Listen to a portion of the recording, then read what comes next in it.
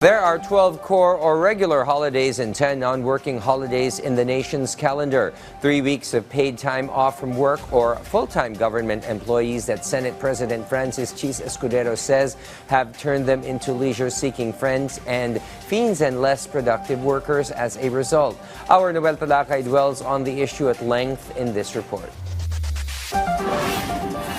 For Ruben, holidays are his opportunity to earn more. He considers them money in the pocket or additional revenue. That's why he always looks forward to them so he can have more money to spend. Mahalaga kasi doon tayo nakakadagdag ng sweldo, like for example yung double payment lang or kahit maranasan natin na sa isang araw pumasok, doble bayad.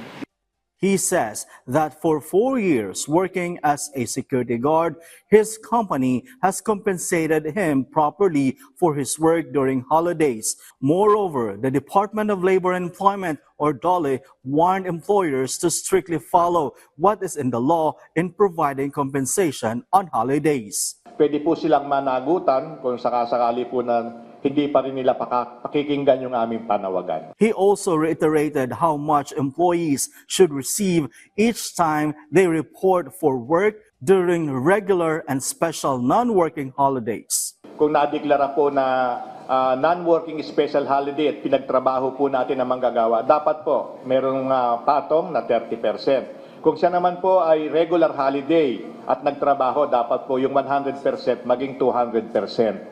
At kung nag-overtime pa po, may karagdagang premium pa rin po yung dapat ipagkaloob. For employers who are not following the labor law, here is the DOLE Secretary's plea. Nananawagan sa mga employers na wag naman po nating tipirin o kaya wag naman po nating ipagkait sa ating mga manggagawa yung mga karagdagang benepisyo na nakasaad naman po sa batas. Previously, Senate President Chis Escudero floated the possibility of a review of the holidays in the country, saying the Philippines has become less productive as a result of so many holidays. In the Philippines, according to the official Gazette of the Republic of the Philippines, there are only 10 regular holidays and there are 8 special non-working holidays.